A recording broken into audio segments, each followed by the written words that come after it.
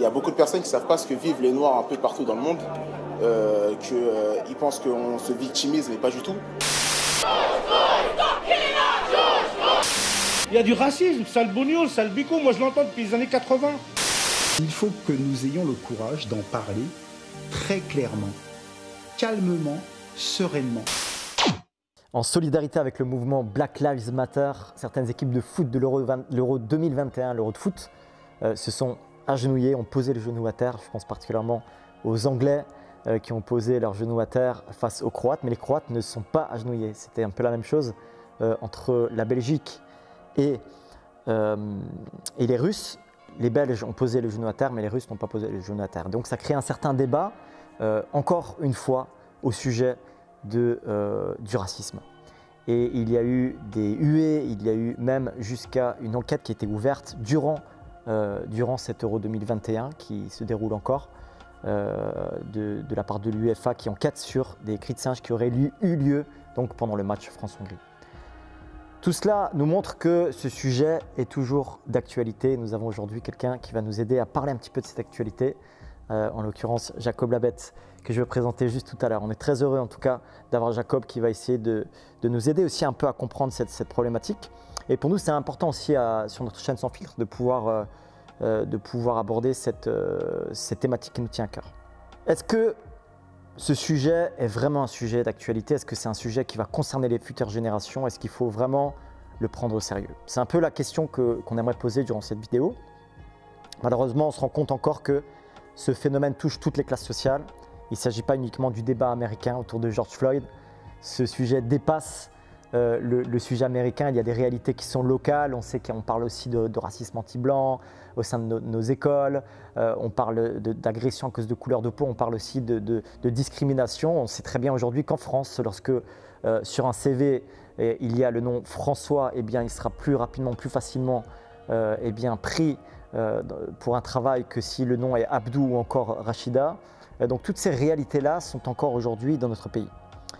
Et donc aujourd'hui, j'aimerais poser quelques questions à Jacob qui est parmi nous. Bienvenue. Merci. Bienvenue Jacob. Tu es français d'origine guadeloupéenne. Tu habites en Alsace et tu es responsable d'établissement d'ailleurs scolaire.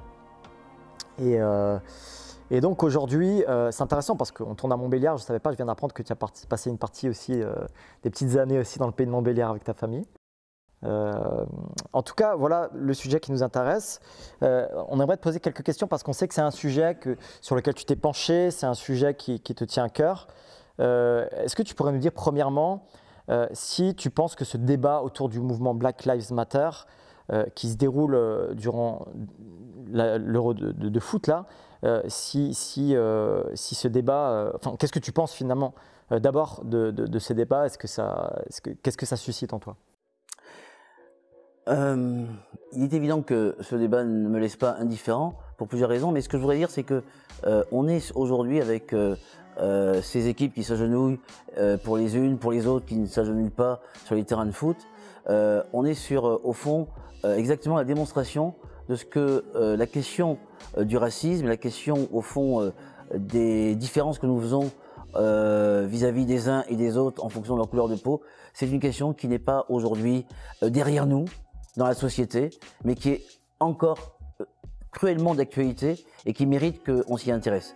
Et on voit bien que la controverse autour de ces équipes qui, pour les unes, acceptent de marquer au fond un hommage et de dire que elles prennent en compte cette question des discriminations raciales, des violences policières qui sont faites dans certains pays aux gens de couleur, c'est pour ces équipes-là une manière de souligner qu'elles ont conscience que le problème existe et bien là.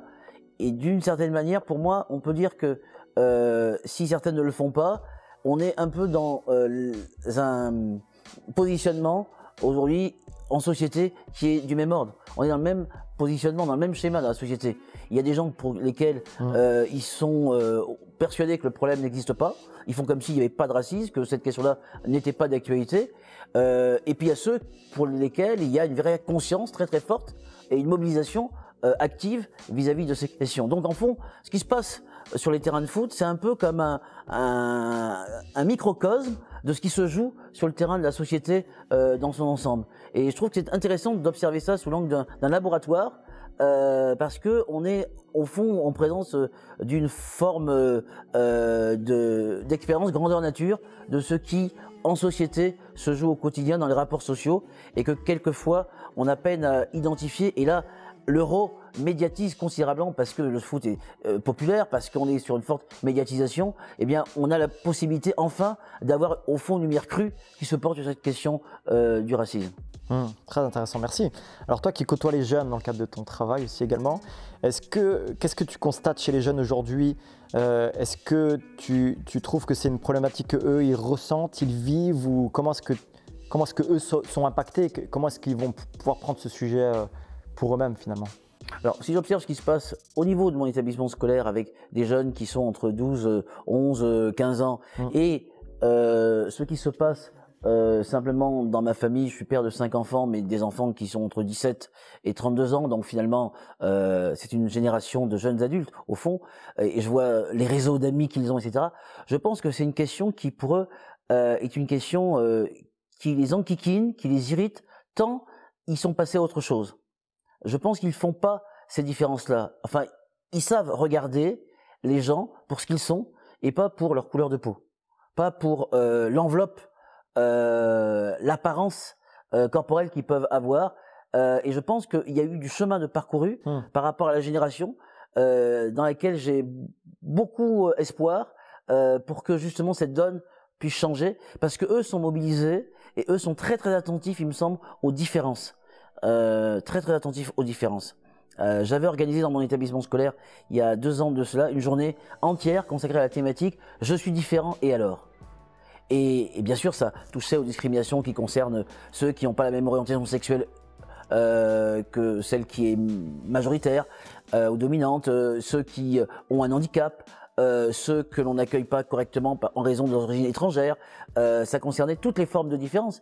Et au fond, on a bien vu que les jeunes réagissaient avec un grand enthousiasme et une grande désapprobation de la manière dont beaucoup adultes plus âgés font encore et sont campés sur des différences. Moi, je crois beaucoup à la génération qui monte pour justement, parce qu'elle est mobilisée, parce qu'elle est devenue très intolérante vis-à-vis de ces questions de discrimination, elle est, je crois, très concernée et très active sur ces questions-là. Super, merci beaucoup. Alors, j'ai entendu que tu as toi-même vécu, expérimenté des expériences un peu douloureuses en rapport avec le racisme, mais je me permets un peu spontanément, si je peux oser, en tout cas, poser un peu cette question plus personnelle. Comment est-ce que est-ce que tu voudrais nous partager, peut-être brièvement, hein, simplement peut-être une de ces expériences-là, mais en disant finalement qu'est-ce que ça t'a appris et comment est-ce que toi, tu nous as expliqué hein, tes projets au niveau pédagogique dans ton établissement, donc ça c'est intéressant. Mais comment est-ce que du coup ça t'a impacté, puis qu'est-ce que tu voudrais maintenant transmettre à cette nouvelle génération d'important pour la suite? Alors, sans verser dans le pathos, mais c'est vrai que, et c'était à Montbéliard précisément, c'est sans doute une expérience marquante que je peux relater. Il y a quelques années, dans une agence immobilière, visiblement, il n'y avait pas, j'allais dire, d'appartements qui pouvaient être loués selon les critères que nous avions souhaités, parce que, voilà, j'ai très vite compris que je faisais désordre dans le tableau en raison de mes origines antillaises, disons-le franchement. Mais ce qui est très drôle, c'est qu'au bout du compte, ça c'était en début de matinée, on a essuyé un refus très net. Les gens qui venaient juste après avaient les mêmes critères et visiblement il y avait des appartements pour eux, mais eux avaient un profil qui était un profil caucasien et qui entrait parfaitement dans le tableau, si j'ose dire.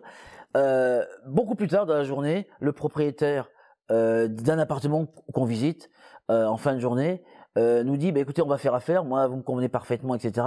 Simplement mon appartement est pris en charge par une agence, j'ai confié une agence et on va aller à l'agence pour qu'on fasse ensemble les papiers, qu'on accomplisse quelques formalités. Et il se trouve que concours de circonstances, moi je crois que c'est une forme d'humour d'en haut, fait que nous nous sommes retrouvés précisément dans l'agence qui avait refusé de nous louer ce bien le matin. C'est fou. Et donc, on a vu un personnel très embarrassé, évidemment, à ce moment-là, très embarrassé, parce que, on était nettement sur une question de discrimination liée à la couleur de peau. Elle avait sans doute reçu des instructions très précises des directeurs ou de la direction de son agence pour ne pas louer à des gens de couleur. Mais je crois que, au-delà de l'anecdote, en fait, même si sur le moment c'est quand même très douloureux, et on éprouve du ressentiment, il faut dépasser ce ressentiment. Il faut dépasser ce ressentiment parce qu'il faut se dire, mais qu'est-ce qui amène des gens à être dans cette posture-là, dans cette posture du refus, dans cette posture de la sélection, dans cette posture du choix en fonction de critères qui ne sont pas moralement acceptables? Qu'est-ce qui amène les gens à s'inscrire dans une démarche raciste, au fond? Qu'est-ce qui amène les gens à faire œuvre de racisme? Comment on en arrive là? Alors comment est-ce que tu répondras à ces questions? Est-ce que tu as des éléments de réponse pour nous aider un peu là? Moi je crois que c'est la peur. C'est la peur de la différence, c'est la peur de ce qu'on ne connaît pas, c'est principalement l'ignorance qui tient les gens dans un schéma qui est un schéma d'appauvrissement, de non-accueil. Et au fond, il faut simplement, et je crois beaucoup que l'éducation est une clé pour sortir de l'ignorance, pour sortir de ces schémas du refus, de la non-appartenance. Je crois qu'il faut sans cesse et toujours enseigner bien plus que la tolérance, parce que la tolérance est un mot dont je me méfie beaucoup. On se dit tolérant dans la société, je pense qu'on ne l'est pas du tout, et la tolérance est quelque chose de très condescendant. Je vous tolère. Les gens de couleur ou les minorités et les personnes discriminées ne demandent pas à être tolérées. Elles veulent exister et être prises en compte et accueillies pleinement. Et moi, je crois qu'il faut enseigner ce que j'appelle l'acceptation inconditionnelle. Et je trouve que c'est beaucoup plus fort et beaucoup plus inclusif que ce terme de tolérance qui est un peu galvaudé et qui est plein de condescendance. Il faut enseigner l'acceptation inconditionnelle. Les gens doivent être acceptés quels qu'ils soient et quel que soit leur parcours, leur origine, leur passé, de manière inconditionnelle, sans condition. Ce sont des frères et des sœurs en humanité et on les accueille comme tels. Et c'est ce regard que l'on doit avoir les uns sur les autres, changer de regard, parce qu'au fond, le racisme c'est qu'une question de regard. On porte un regard qui est tout de suite informé par des préjugés et par des idées préconçues sur une personne en fonction de son apparence. Et il faut aller au-delà de l'apparence, il faut apprendre à connaître les gens, il faut entrer en relation avec eux. Et c'est cette éducation, ce savoir s'ouvrir aux autres de manière complètement décomplexée et sans préjugé aucun, qui, à mon avis, dans l'acceptation inconditionnelle de l'autre, peut nous permettre de guérir de ce cancer social qu'est le racisme. Waouh, merci beaucoup. Merci Jacob en tout cas d'avoir pris le temps de partager ton cœur, ton histoire, ton expérience, mais aussi ton regard et ton analyse sur ce sujet. Merci beaucoup. À bientôt. Alors on vient d'entendre notre ami Jacob qui nous a partagé son cœur, son expérience et aussi son analyse qui à mon sens était très pertinente sur la question du racisme. On aimerait simplement vous dire à travers cette vidéo que nous, à Sans Filtre, en tant que chrétiens, on veut être solidaires, on veut vraiment prendre position contre finalement toute forme de racisme. Il y a un gars qui s'appelle Abraham en fait dans la Bible et qui a vécu 2000 ans avant Jésus-Christ. Et ce gars-là, en fait, Dieu lui avait déjà dit toutes les nations seront bénies en toi. Qu'est-ce que ça veut dire? Ça veut dire que Dieu, il avait prévu, il voulait faire du bien à tous ceux qui allaient descendre d'Abraham, c'est-à-dire toutes les nations. Et Jésus-Christ est l'un de ces descendants d'Abraham. Et la Bible dit également, accueillez-vous les uns les autres. Accueillez-vous les uns les autres. Peu importe vos couleurs de peau, peu importe votre arrière-plan. Et c'est vraiment le cœur de Dieu, nous le croyons, pour les nations. Alors oui, c'est vrai que dans le passé, il y a eu des guerres, des croisades au nom de Dieu. Oui, c'est vrai qu'il y a eu des colonisations qui ont été faites au nom de Dieu. Mais malheureusement, de tout temps, l'homme a utilisé le nom de Dieu pour parvenir à ses fins. Et ça ne veut pas dire que ce qu'ils ont fait, c'est vraiment ce que la Bible enseigne. Et nous, c'est vraiment ce qu'on veut vraiment partager à travers cette vidéo, c'est vraiment de dire on est solidaire avec tous ceux qui se battent contre le racisme. Et si toi aussi, qui regardes cette vidéo, tu penses que c'est important aujourd'hui pour cette génération et pour les générations futures de prendre position et de dénoncer tout acte raciste, alors je t'invite à le mettre et à le stipuler dans les commentaires sur la vidéo. Je te remercie. Bye bye.